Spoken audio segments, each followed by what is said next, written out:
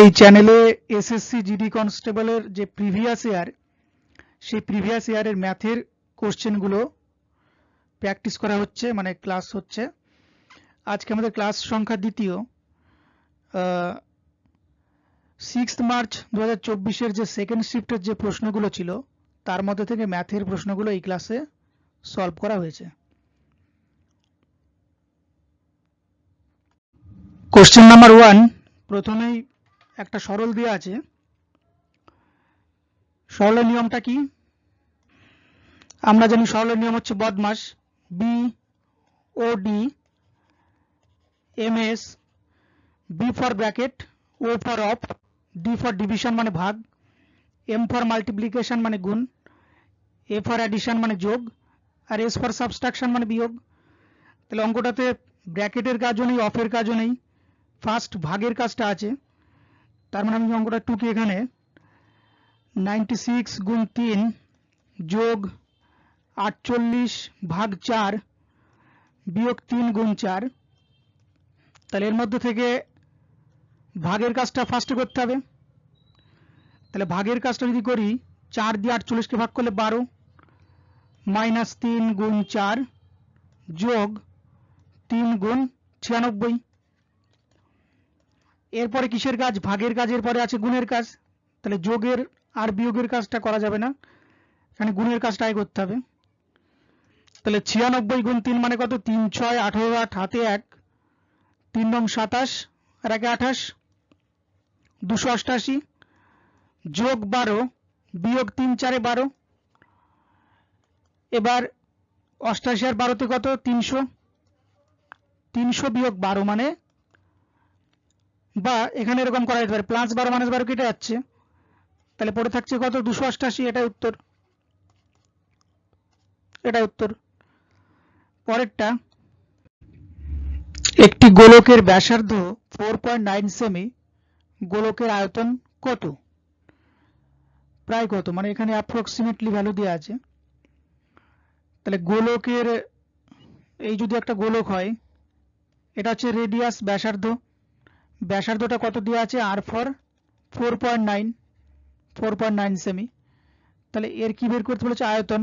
আয়তন মানে কি? ভলিউম। ভলিউমের সূত্র কি? 4/3 পাই আর কিউব, এটা ভলিউমের সূত্র। তাহলে 4/3 পাইয়ের মানটা কত? 22/7। আর এর কিউব বলেছে, তাহলে 4.9 তিনবার বসাতে হবে গুণ করে।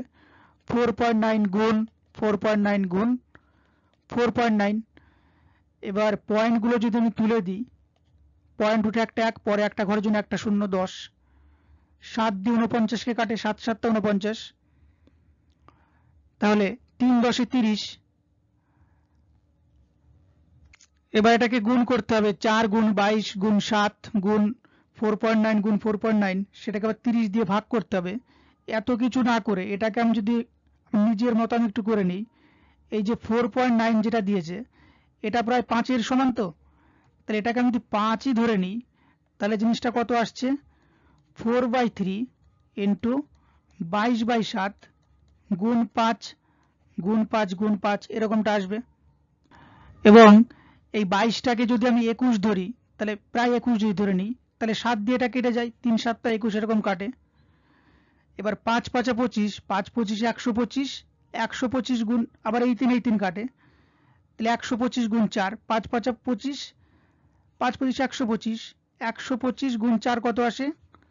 প্রায় 500 আসে। এবার যেহেতু আমি একটু বেশি করে ধরে নিয়েছি, তাই উত্তরটাও একটু বেশি আসছে। তার মানে বুঝতে হবে এটা 500-র খুব কাছাকাছি একটা ভ্যালু আসবে এখানে। তাহলে 500-র কাছাকাছি কোনটা আসে? 493 আছে, একটা 514 আছে, এটা তো হবেই না, এটা বেশি হয়ে যাচ্ছে। আবার এটা 479, এটা 463। তাহলে সঠিক উত্তর কোনটা এর মধ্যে থেকে? তাহলে এখানে সঠিক উত্তরটা হয়ে যাবে অ্যাপ্রক্সিমেটলি এইটা, অপশান এ, অর্থাৎ 493। এরকমটা না করে যদি পুরোটা গুণ করা যেত, তাহলে কিন্তু পরীক্ষার খাতায় অনেক টাইম নষ্ট হয়ে যাবে। সুতরাং এইভাবে করে দেওয়াটাই মানে বেটার।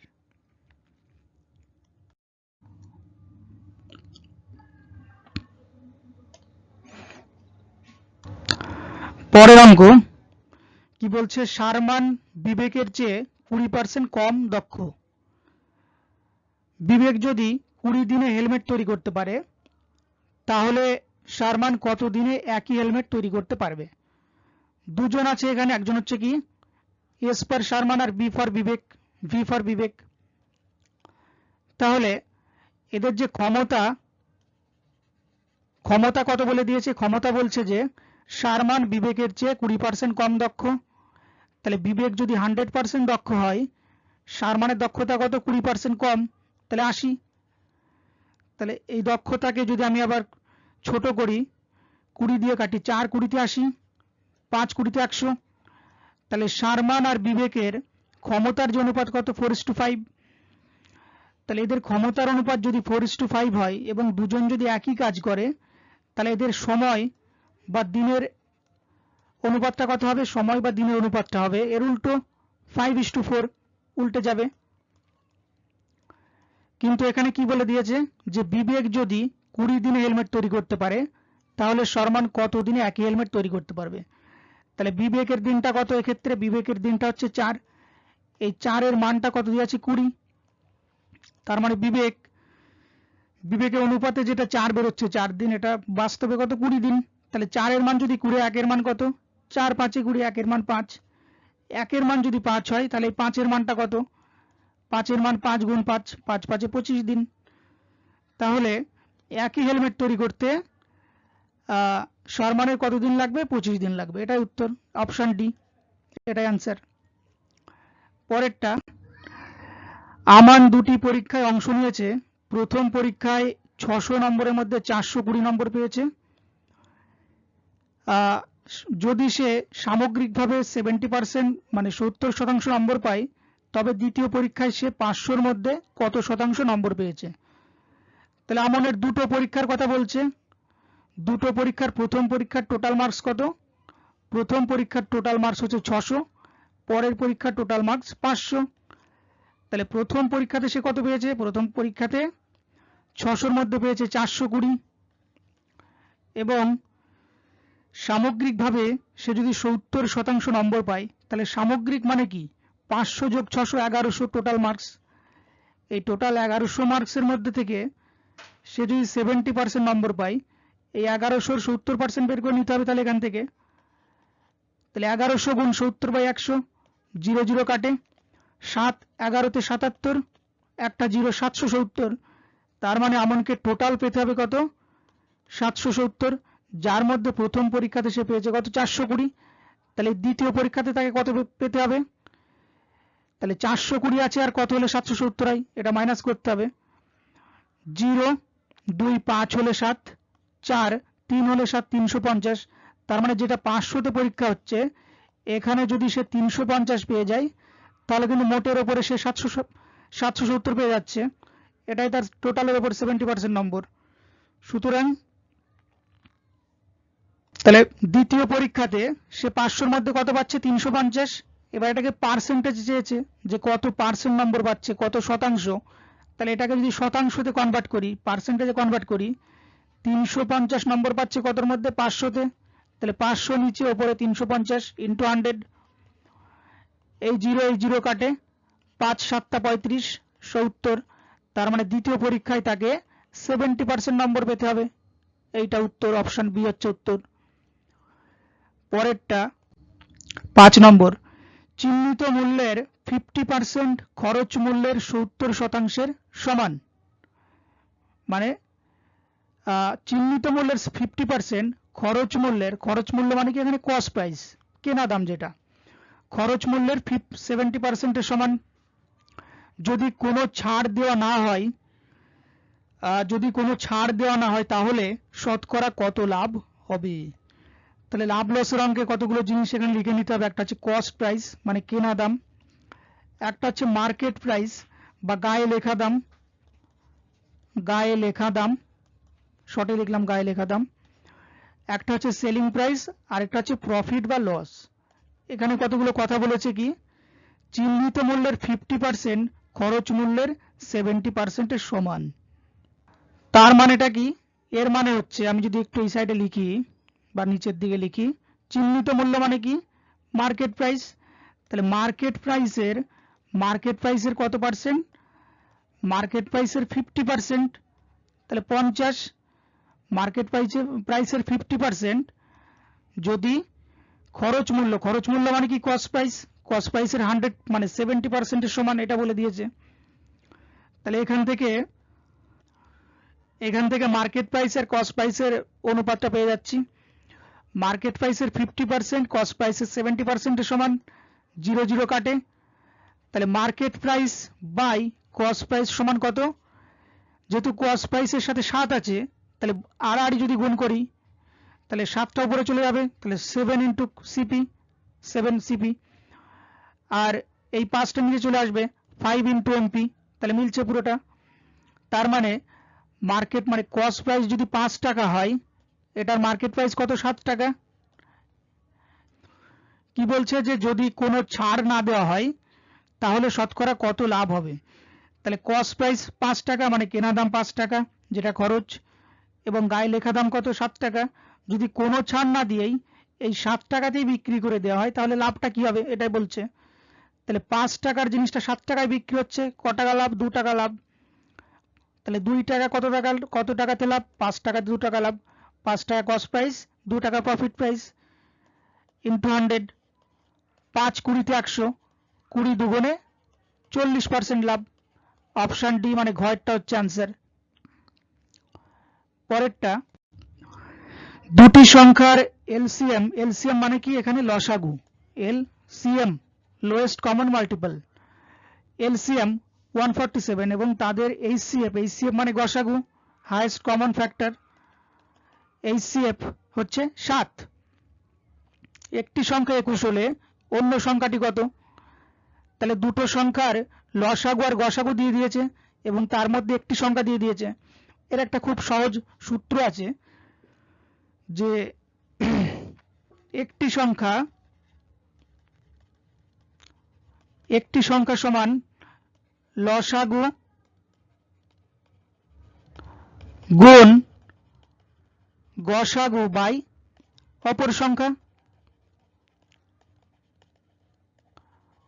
তাহলে এর একটি সংখ্যাকে যদি বের করতে হয়, লসাগুটা কত? লসাগু আছে 147, গসাগুটা 7, আর একটা সংখ্যা দিয়েছে কত?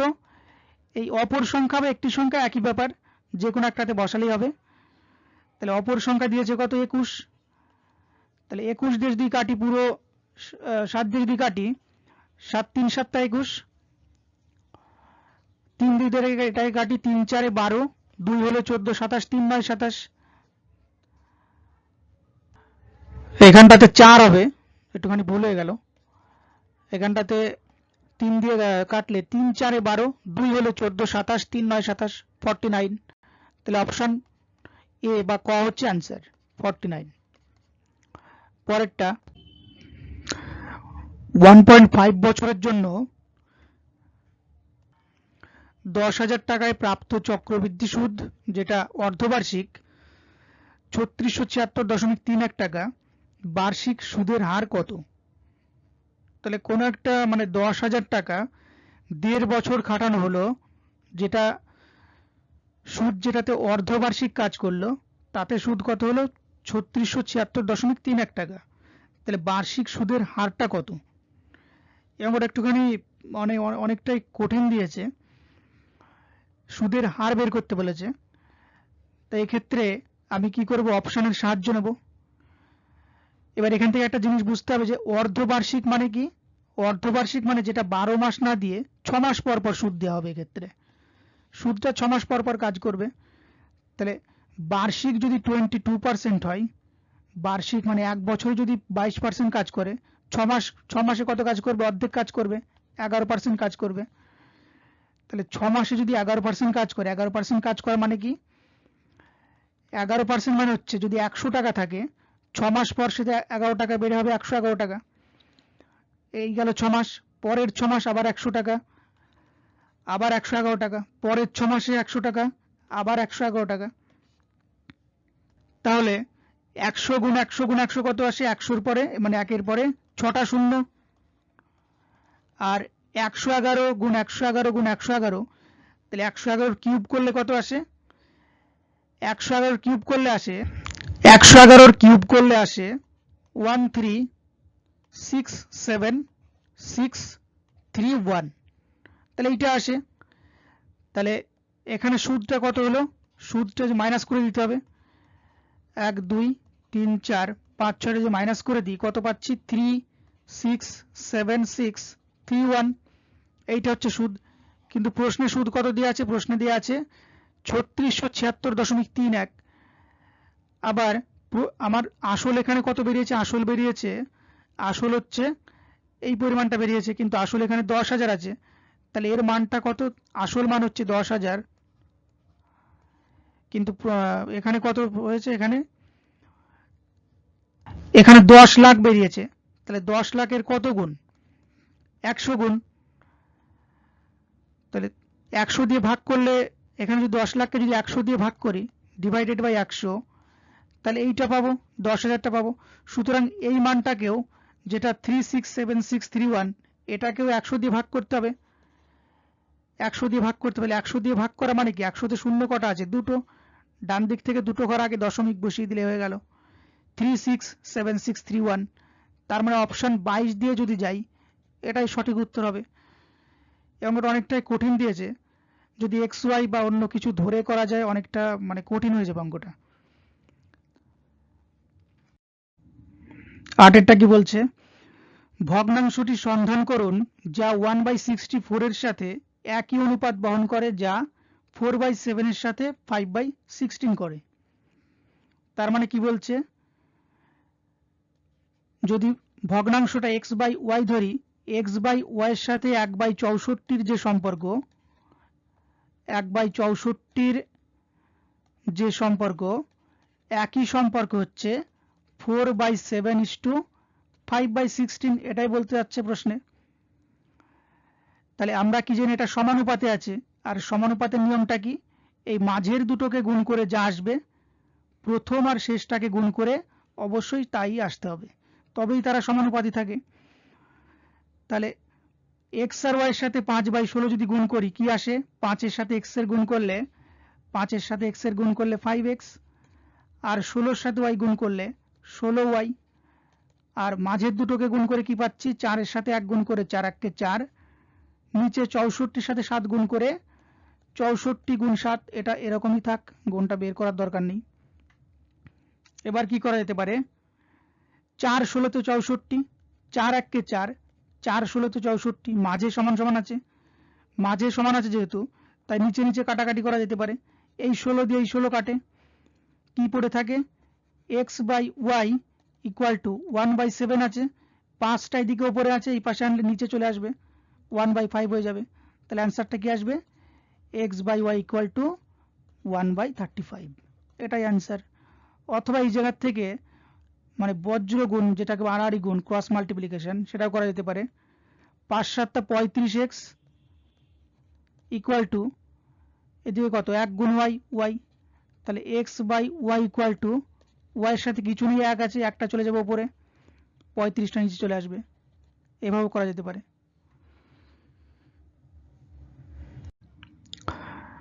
একটি আর্টিকেলের বিক্রয় মূল্য 8,175 টাকা এবং ডিসকাউন্ট অফার 25%। নিবন্ধের চিহ্নিত মূল্য কত? তাহলে cost price, market price, selling price and profit অথবা লস।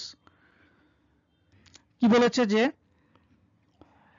কোন একটা ডিসকাউন্টের মান কত, 25%, এবং বিক্রয় মূল্যটা কত, 8,175 টাকা। তাহলে মার্কেট প্রাইস যদি 100 মানে 100 টাকা হয়, এর 25% ডিসকাউন্ট দিয়ে সেলিং প্রাইসটা কত হবে, 75 টাকা। সুতরাং যেটা প্রশ্নে দেওয়া আছে 8,175 টাকা যেটা সেলিং প্রাইস, তাহলে এটার চিহ্নিত মূল্য মানে মার্কেট প্রাইসটা কত, এটা বের করতে হবে।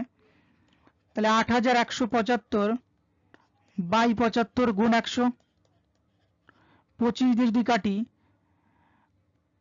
বা 75 দিয়ে একবারে দরকার নেই, 25 3 25 75, 4 25 100, 3 27 81, তিন দুগুণে 6, একে 7, 15, 3 5 15, 3 25 75, তাহলে কত বেরোয়? 4 5 20 শূন্য হাতে 2, 4 দুগুণে 8 আর 2 10 শূন্য হাতে 1, 4 27 108 আর 1 109, তাহলে 10900, এটাই অ্যান্সার গয়েরটা। পরেরটা, রমেশ যদি 4 বছরের জন্য বার্ষিক 7.5% হারে সরল সুদে নির্দিষ্ট পরিমাণ ঋণ নেয়, রমেশকে মোট সুদ 18,600 টাকা হলে মূল পরিমাণটা কত? তাহলে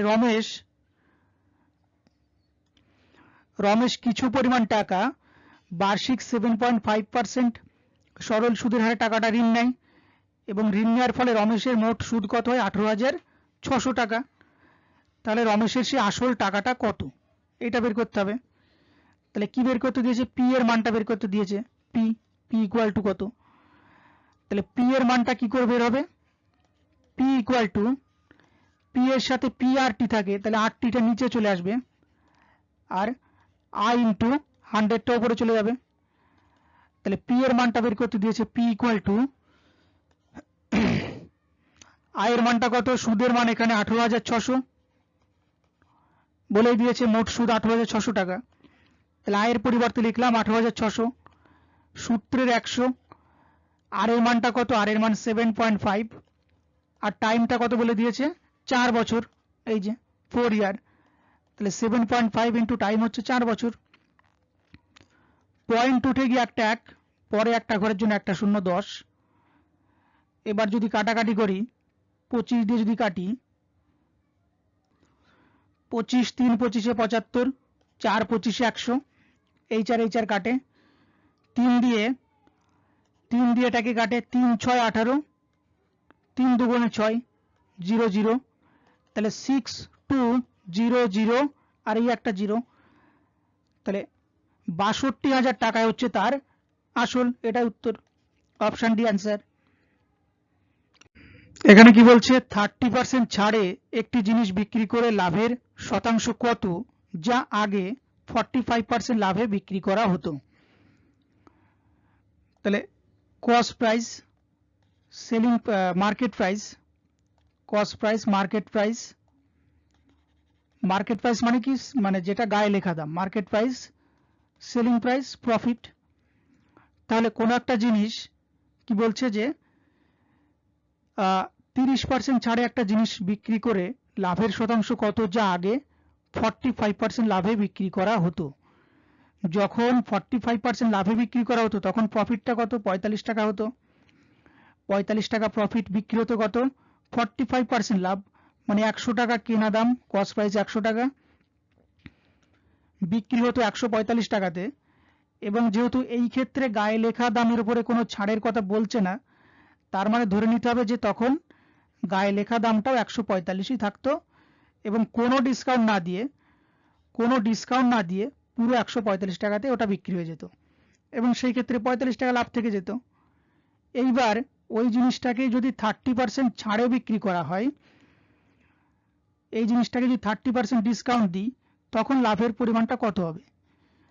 তাহলে 145-এর 30% ডিসকাউন্ট দিলে কত আসবে? 145 গুণ 70/100, 30% ডিসকাউন্ট, 0 0 কাটে, 5 দুগুণে 10, 5 দুগুণে 10, 5 দুগুণে 10 4 হলে 14 45, 5 9 45, 29 গুণ 7, 7 9 63, 3 হাতে 6, 7 দুগুণে 14 6 20, 203/2, 203কে 2 দিয়ে ভাগ করলে কত?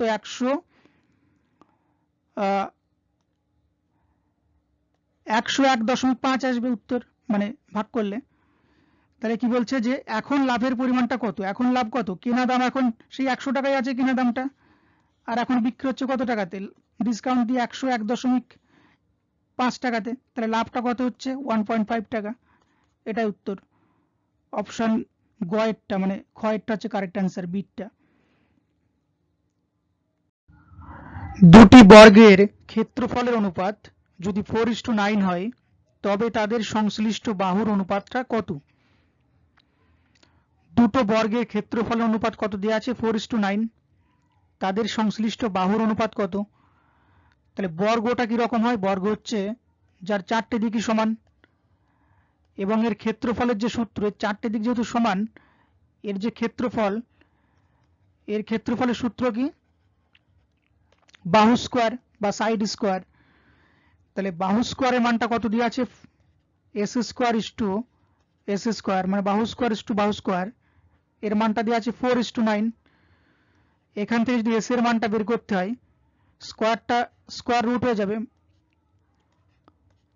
তাহলে 4 থেকে 4 স্কোয়ার রুট কত 2, আর 9 স্কোয়ার রুট 3, 2:3। তাহলে তার সংশ্লিষ্ট বাহুর অনুপাত কত 2:3। অপশন ডি হচ্ছে অ্যান্সার। পরেরটা, বিকাশ দুটি সাইকেল কিনেছিল, প্রথমে 15,000 টাকা দিয়ে এবং দ্বিতীয়টি 14,000 টাকা দিয়ে। তিনি দুটি সাইকেল বিক্রি করেছিলেন, প্রথমটি 10% লাভে এবং দ্বিতীয়টি 20%-এরও কম লাভে। সামগ্রিক লাভ বা ক্ষতি কি। তাহলে এটা যেহেতু ইংলিশ থেকে বাংলায় ট্রান্সলেট করা, এই জায়গাটায় বুঝতে হবে 20%-এরও কম লাভে মানে 20% লসের কথা বলছে এখানে। এখানে এটা হচ্ছে 20% লস। তাহলে বিকাশ দুটো সাইকেল কেনে, প্রথমটার দাম কত 15,000 টাকা। এই 15,000 টাকার সাইকেলটা সে 10% লাভে বিক্রি করে। তাহলে 15,000 টাকার সাইকেল 10% লাভে দামটা কত বেরোচ্ছে, 100 সাথে 10টা যোগ হবে, 110 উপরে চলে যাবে আর 100 নিচে আসবে। তাহলে 0 0 কাটে, 150 গুণ 110 কত বেরোয় 15 গুণ 11, 561,165,00।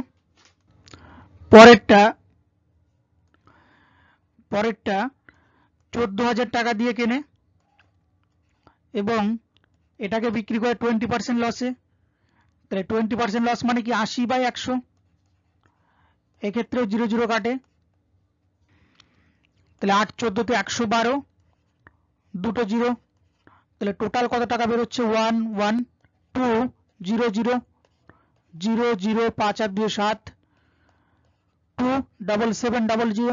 তাহলে দুটো সাইকেলের তার কেনা দাম কত, একটা 15,000 টাকা, একটা 14,000 টাকা। টোটালটা কত, টোটাল হচ্ছে 29,000 টাকা। এই 29,000 টাকা হচ্ছে তার দুটো সাইকেলে খরচ এবং তার বিক্রি হচ্ছে কত 27,700 টাকাতে। তাহলে লস হচ্ছে কত টাকা 0,031, 1300 টাকা লস। তাহলে এটাই বের করতে বলেছে যে সামগ্রিক লস বা লাভটা কত। তাহলে টোটাল লসটা কত 1300 টাকা। এটা উত্তর, অপশন এ বা ক এটা উত্তর। বলছে যদি 5% দাম কমানো হয় তাহলে খরচ কত শতাংশ বাড়াতে হবে যাতে ব্যয় একই থাকে। খুবই সহজ অঙ্কটা, এই অঙ্কটা 3-4টে টেকনিকে করা যেতে পারে। কি বলছে 5% যদি দাম কমে যায় তাহলে খরচটা যদি একই রাখতে হয়, খরচটা কত শতাংশ বাড়াতে হবে যাতে ব্যয়টা একই থাকে। তাহলে আমি দুটো জিনিস ধরছি, তাহলে একটা দিকে হচ্ছে দাম এবং আরেকটা দিকে হচ্ছে পরিমাণ। কোন একটা জিনিসের প্রথমে দাম কত থাকে 100% দাম থাকে, তার যে দামটাই থাকুক না কেন সে নিজের কাছে 100%, এবং সেই 100% টাকাতে যে পরিমাণটা পাওয়া যায় সেটাও নিজের কাছে 100%। তাহলে দুটোই 100%। কিন্তু পরে কি হচ্ছে দাম 5% কমছে।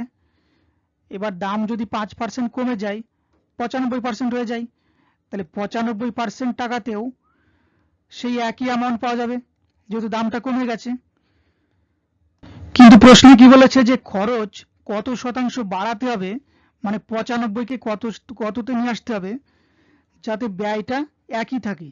তাহলে খরচ কত বাড়বে, 95কে আবার যদি সেই 100তে আনা হয়, 95কে আবার যদি 100তে আনা হয় তাহলে 95 যোগ 5 করতে হবে। তাহলে 95তে তো 100% পাওয়া যাচ্ছিল, এই 5-এর জন্য অতিরিক্ত যেটুকু পাওয়া যাবে সেটাই বাড়বে। সেটাই বাড়বে। তাহলে এখানে পরিমাণটা হচ্ছে খরচ, এটাই খরচ।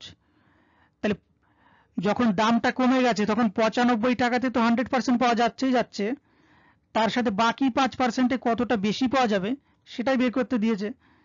তাহলে এখানে কি আসলো না 95%-এ 100% পাওয়া যায়, 5% অতিরিক্ত কতটুকু পাওয়া যাবে। আর একটু ভালো করে লিখি, 95-তে পাওয়া যায় 100%, 5-এ কতটুকু পাওয়া যাবে। তাহলে এটা কি আসে 5/95 গুণ 100, 5 1995, 19 দিয়ে 100-কে কাটলে কত আসে 5.2 সামথিং আসবে, যেটা অপশন ডি মানে ঘরটা যেটা উত্তর। এটাকে এত কিছু না করে অনেক শর্টে করা যায়। এত কিছু না করে প্রথমে 100% ছিল, 100%টা 5% কমে গেল, 95 হয়ে গেল। এটা আবার কি করে 100% হবে, এটাই প্রশ্ন। তাহলে 95-তে বাড়াতে হবে কত, 5 বাড়াতে হবে, তবেই তো 100% হবে। 5 বাড়বে কততে, 95-তে, তাহলে 100-তে কত বাড়বে, কত পার্সেন্টেজ বাড়বে 100-তে। 5 1995, 19 দিয়ে 100-কে কাটলে 5.2 সামথিং, সেই একই উত্তর। অথবা আরো একটা টেকনিকে করা যেতে পারে, যে ফার্স্টে 5% কমছে, 5% মানে কি, 5% মানে 5/100, ছোট করলে কত আসে, 5 1-কে 5, 5 20-তে 100, 1/20। তাহলে 1/20টা কি হচ্ছে, কমছে, মানে এটাকে মাইনাস দিয়ে চিহ্নিত করছি। এরপরে যখন বাড়াতে হবে কত বাড়বে, একটা উপরেই থাকবে এবং নিচে এই 20 থেকে, যেহেতু এটা মাইনাস আছে, মাইনাস বসবে আর একটা এখানে বসবে, ইন্টু 100। যদি এখানে বেশি থাকতো তাহলে এখানে যোগ করতাম, এটা হয়তো অন্য অঙ্কের ক্ষেত্রে দেখানো যাবে।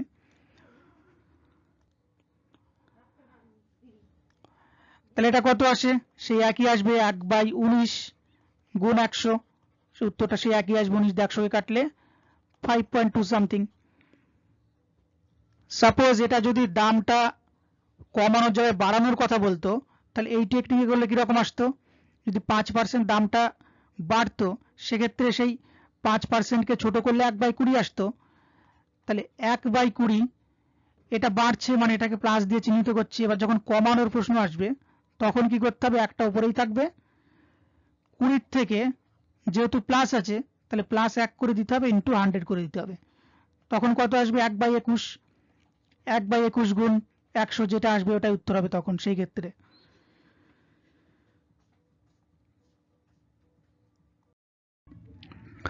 নিচের কোন সংখ্যাটি 36 দ্বারা বিভাজ্য নয়। তাহলে চারটে সংখ্যা দিয়ে আছে, 3376, 3096। তাহলে এই সংখ্যাগুলো এর মধ্যে কোনটা 36 দ্বারা ডিভিজিবল নয়। তাহলে 36-এর যে বিভাজ্যতার যে নিয়ম সেইটাকে জানতে হবে। 36 মানে কি, 36 মানে হচ্ছে 4 গুণ 9। 36 মানে কি, 36 সংখ্যাটা কি করে আসে, 4-এর সাথে 9 গুণ করে আসে। তাহলে এই যে চারটে অপশন দেওয়া আছে, এই চারটে অপশনই 4 দিয়েও বিভাজ্য হতে হবে এবং একই সাথে 9 দিয়েও বিভাজ্য হতে হবে, তবে এটা 36 দিয়ে বিভাজ্য হবে। তাহলে প্রথমটা ট্রাই করে দেখা যাক, 3376। এবার 4 দ্বারা বিভাজ্যতার নিয়মটা কি, 4 দ্বারা বিভাজ্যতার নিয়ম হচ্ছে, 4 মানে কি, 4 মানে হচ্ছে 2 এর স্কোয়ার, 4 মানে হচ্ছে 2 গুণ 2, যেহেতু 4 একটা কম্পোজিট নাম্বার, যৌগিক সংখ্যা, তাহলে 4 মানে 2 গুণ 2। তাহলে কোন সংখ্যা 2 দ্বারা বিভাজ্য কখন হয়, যখন তার ইউনিট ডিজিট মানে এককের ঘরের অঙ্কটা 2 দ্বারা বিভাজ্য হয়। তাহলে 4 দ্বারা বিভাজ্য কখন হবে, যখন 4-এর মধ্যে যেহেতু 2 দুবার আছে, তাই যখন কোনো অঙ্কের শেষের দুটো অঙ্ক, এখানে 76 যদি 4 দ্বারা বিভাজ্য হয় তাহলে পুরো 3376 সংখ্যাটা 4 দ্বারা বিভাজ্য হবে। তাহলে 4 দিয়ে 76-কে ভাগ চলে যায়, তাহলে এটা 4 দিয়ে বিভাজ্য। আর 9 দ্বারা বিভাজ্যতার নিয়মটা কি, 9 দ্বারা বিভাজ্যতার নিয়ম হচ্ছে ডিজিট সাম। ডিজিট সাম ব্যাপারটা কি, মানে টোটাল যে ডিজিটগুলো আছে এখানে 3376, এই টোটাল ডিজিটগুলোকে যোগ করে যেটা আসবে সেটা 9 দিয়ে বিভাজ্য হতে হবে। তাহলে এখানে ডিজিট সাম করলে কত আসছে, 3 আর 3 6, আর 7 আর 6 13, 13 আর 6 কত 19। তাহলে 3 যোগ 3 6 যোগ 7 যোগ 6, এটা কত 19 আসছে। তাহলে 19 কি 9 দ্বারা বিভাজ্য? 19 9 দ্বারা বিভাজ্য নয়। তাহলে এটা শুধু 4 দ্বারা বিভাজ্য হলে হবে না, 9 দ্বারা বিভাজ্য হতে হবে। সুতরাং এই অপশানটা হবে না। পরের অপশানে ট্রাই করে দেখতে হবে 3096। এক্ষেত্রে শেষের দুটো ডিজিট কত? 96। 96 4 দ্বারা বিভাজ্য হয় অবশ্যই, 4 24 96। কিন্তু 96 কি 9 দ্বারা বিভাজ্য? দেখা যাক।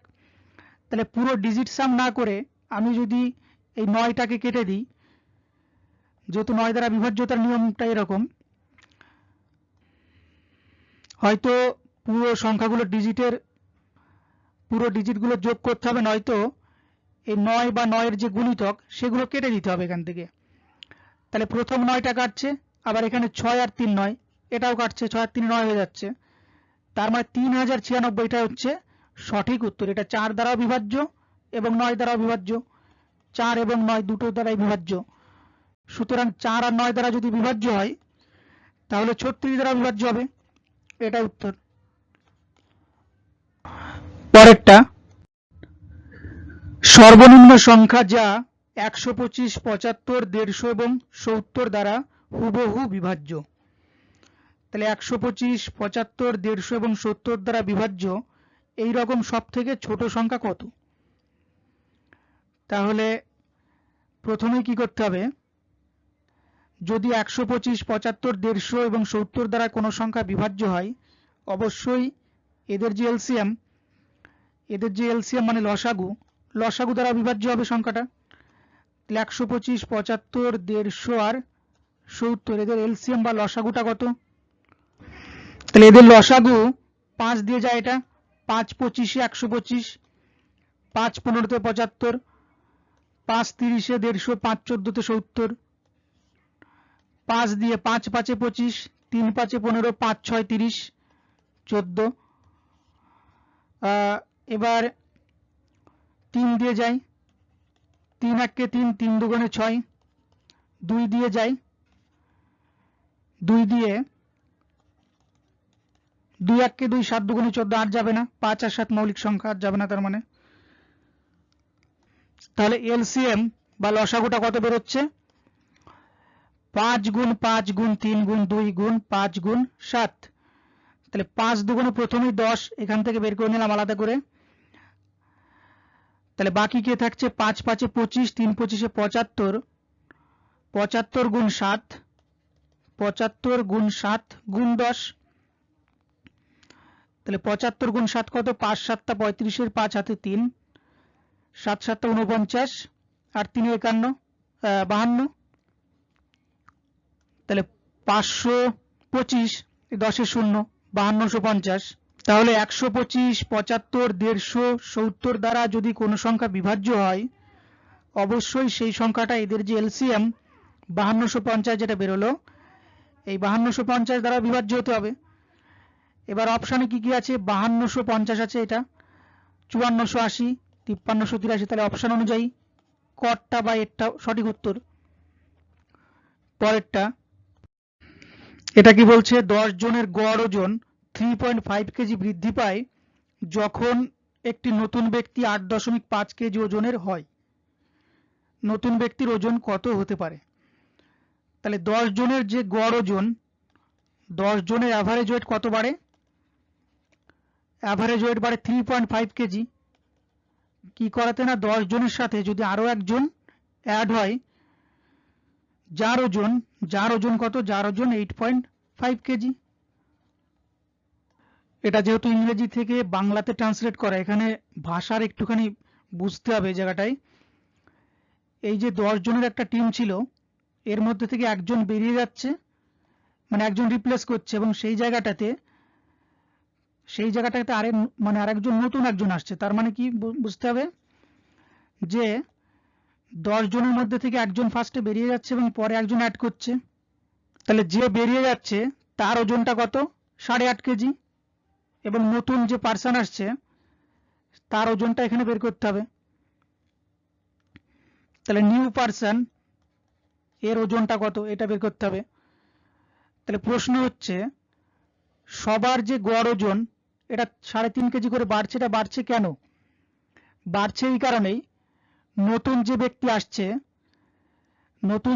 আসছে সে কিন্তু এই 8.5 কেজির থেকে আরো অনেক বেশি ওজন নিয়ে আসছে, মানে যে 8.5 কেজি দল থেকে বেরিয়ে যাচ্ছে এর থেকে আরো বেশি ওজন নিয়ে আসছে, নিয়ে এসে দলে ঢুকছে। এই কারণে সকলের যে অ্যাভারেজ ওজন সেটা 3.5 কেজি করে বাড়ছে। তাহলে 3.5 কেজি করে যদি 10 জনের ওজন বাড়ে, টোটাল বাড়ছে কত? 35 কেজি। এই 35 কেজি বাড়ছে টোটাল। এই জায়গাটায় 8.5 কেজি হবে না, এটা হবে 85 কেজি। সরি, এই মানে অঙ্কটা একটুখানি ভুল টাইপ হয়েছে।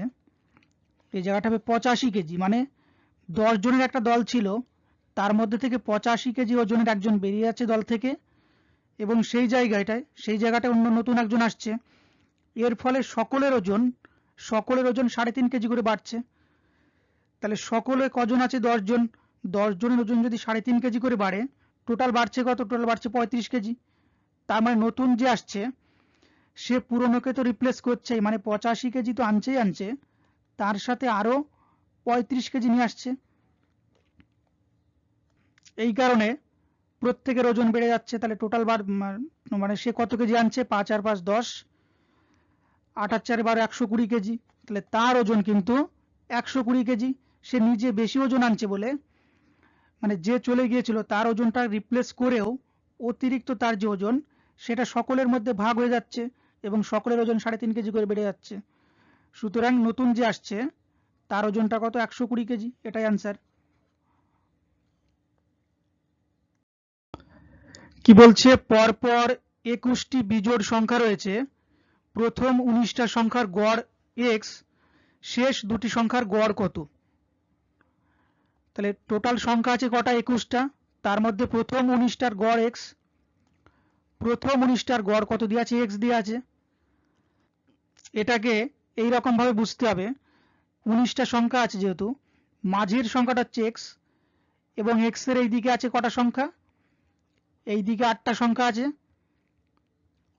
সরি এদিকে 9টা আছে। x এর এই দিকে আছে 9টা সংখ্যা, এবং x এর এই দিকে 9টা আছে।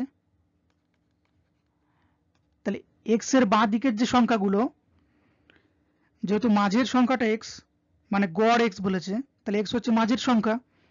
তাহলে x হচ্ছে একটা সংখ্যা, x এর বাঁ দিকে 9টা সংখ্যা, এবং x এর ডান দিকে 9টা সংখ্যা, টোটাল 19টা সংখ্যা। তাহলে x এর পরের যে সংখ্যাটা, যেহেতু সব কটা সংখ্যা বিজোড় বলেছে, তাহলে x এর পরের সংখ্যাটা কত আসবে? x + 2, কারণ দুটো বিজোড় সংখ্যার মাঝে যে ডিফারেন্স সেটা 2 আসে সব সময়। তাহলে তারপরের সংখ্যাটা আসবে কত? 2, মানে x প্লাস, তারপরটা আসবে x + 4, তারপরটা আসবে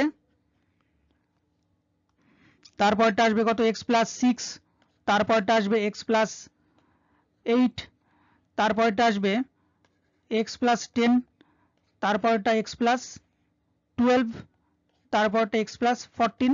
তাহলে কটা হলো? 1টা 2টো 3টে 4টে 5টা 6টা 7টা, তারপরটা x + 16, তারপরটা x + 18। তাহলে x এর পরে x এর ডান দিকে 9টা সংখ্যা পেলাম।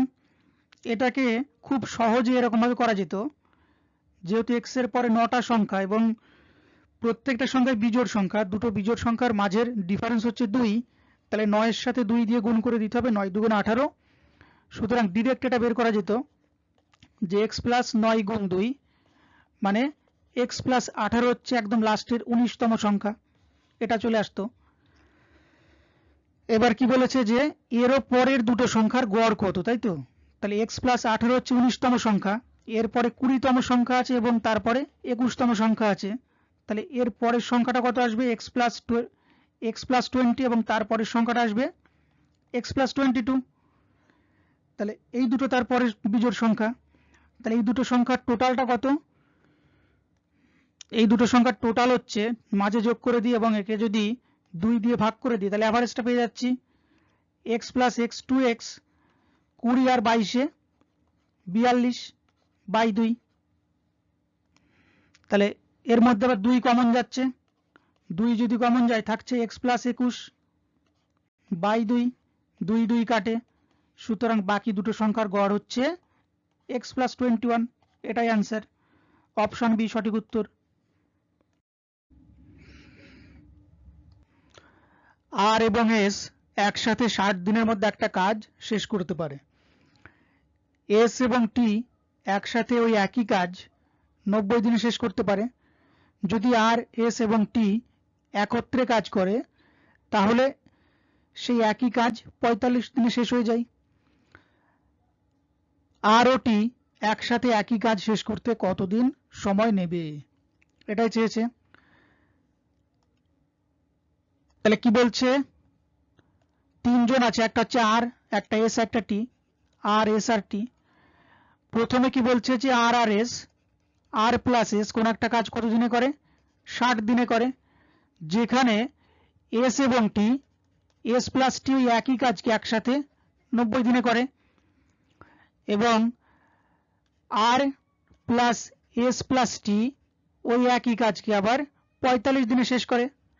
তাহলে প্রশ্ন করছে যে আর আর টি একসাথে, আর এবং টি একসাথে ওই কাজটা কত দিনে শেষ করবে, এটাই বের করতে বলেছে।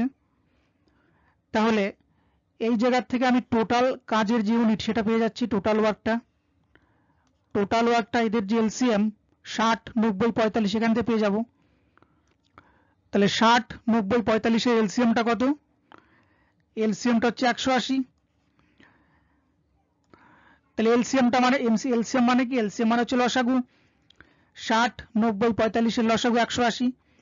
60 দিয়ে 180 কে ভাগ করলে কত, 3। 90 দিয়ে ভাগ করলে 2, 45 দিয়ে ভাগ করলে 4। এবার এগুলো কি বেরোলো, এগুলো বেরোলো ক্ষমতা বা প্রত্যেক দিনে যে কাজ করে ইউনিট সেটা বেরোলো এগুলো। তার মানে এখান থেকে কি পাচ্ছি, এখান থেকে পাচ্ছি আর প্লাস এস এদের ক্ষমতা কত, 3। যেখানে এস প্লাস টি এর ক্ষমতা কত, এটা উল্টে লিখলাম অসুবিধা নেই, এস প্লাস টি এর ক্ষমতা 2। এখান থেকে যদি এসটাকে মাইনাস করে দিই তাহলে এস এস কাটে, আর মাইনাস টি ইকুয়াল টু 3 এর থেকে 2 বাদ যাচ্ছে 1, তাহলে আর মাইনাস টি ইকুয়াল টু 1। আবার এখানে কি বলছে যে, এখানে বলছে যে আর প্লাস এস প্লাস টি এদের ক্ষমতা কত, এদের ক্ষমতা 4। এবার এইটা যদি আমি বসিয়ে দিই জায়গাটায়, এইটা যদি বসিয়ে দিই যে R plus S equal to 3, R plus S equal to 3 এটা যদি বসাই তাহলে কি পাচ্ছি, এটা যদি মাইনাস হয়ে যায় তাহলে এস এস কাটে, আর আর কাটে, টিটা পড়ে থাকে।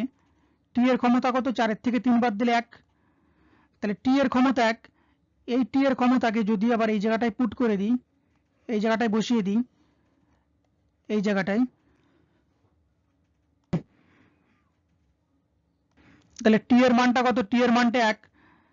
তাহলে আর মাইনাস 1 ইকুয়াল টু 1। সুতরাং আর এর মানটা কত, এই একটা এই পাশের দিকে চলে গেলে প্লাস 1 হয়ে যাবে। আর এর মান তাহলে কত, আর এর মান হচ্ছে 1 আর 1 2। তাহলে কি পেলাম, টি এর মানটা 1, আর এর মানটা 2, আর আর টি এস 3টের মান 4। তার মানে এস এর মানটা কত, কি কি পেলাম একটু লিখে নিই। এখানে পেলাম যে আর এর মান হচ্ছে 2, টি এর মান 1। সুতরাং তাহলে এস এর মানটা কত, এস আর টি 3টে মিলে 4, যার মধ্যে আর এর মান 2, টি এর মান 1, সুতরাং এস এর মানও 1। 1 আর 1 2 আর 1 আর 1 2 আর 2 4। এবার প্রশ্ন কি বলেছে যে আর এবং টি একই সাথে ওই কাজটা কতদিনে শেষ করবে। তাহলে আর এর ক্ষমতা কত, 2, টি এর ক্ষমতা 1, তাহলে টোটাল ক্ষমতা 2 আর 1 3, এবং টোটাল ওয়ার্ক 180।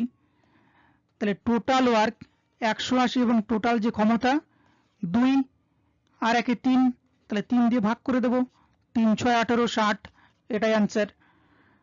তাহলে আর এবং টি ওই পুরো কাজটা 60 দিনে শেষ করবে, এটাই উত্তর। পরেরটা, আমন 16 ঘন্টায় একটা নির্দিষ্ট দূরত্ব অতিক্রম করতে পারে যখন তার গতি ঘন্টায় 5 কিলোমিটার বাড়ানো হয়, তখন ওই একই দূরত্ব 14 ঘন্টায় অতিক্রম করা যায়। দূরত্বটি সন্ধান করুন। তাহলে এখানে দূরত্বটা বের করতে বলেছে। তাহলে এখান থেকে একটা জিনিস বুঝতে হবে, আমন স্পিড বাড়াক বা না বাড়াক তার ডিস্টেন্সটা কিন্তু সেম।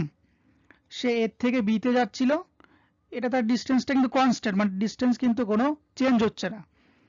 তাহলে ডিস্টেন্স যদি সেম থাকে, যেটা স্পিডের অনুপাত, তার উল্টো টাইমের অনুপাত, বা টাইমের অনুপাতের উল্টো হচ্ছে স্পিডের অনুপাত। টাইমের অনুপাতটা কি দেওয়া আছে, ফার্স্টে সে 16 ঘন্টায় পার করছে এবং পরে ওটাকে 14 ঘন্টায় পার করছে। তাহলে অনুপাতটা কত, 2 দিয়ে কাটলে 8 দুগুণে 16, 7 দুগুণে 14, 8:7। সুতরাং তার স্পিডের অনুপাতটা কি আসবে, স্পিডের অনুপাত আসবে 7:8, উল্টো। কিন্তু প্রশ্নে কি বলেছে, যখন তার গতি ঘন্টায় 5 কিলোমিটার বাড়ানো হয়, কিন্তু গতি এখানে কত বাড়ছে, অনুপাতের সাথে থেকে 8 1 বাড়ছে, যে একের মানটাই 5 দেওয়া আছে মানে প্রশ্নে। তাহলে একের মান যদি 5 হয়, 7-এর মান কত, 5 7 35, আর 8-এর মান কত, 5 8 40। তাহলে প্রশ্ন কি বলেছে যে দূরত্বটি সন্ধান করুন, distance equal to speed into time. তাহলে স্পিডটা কত, স্পিড হচ্ছে 16, এখানে ছোট করে যে অপশন নিয়েছি 8 নিয়েছি, 8 নিলে কিন্তু হবে না, এটা 16 নিতে হবে। আর টাইম কত লাগছে, টাইম 35। তাহলে 16 গুণ 35, অথবা এই দিকের যে স্পিডটা দেওয়া আছে 14-এর সাথে এইদিকে 40টা গুণ করে দিতে হবে, speed into time equal to distance.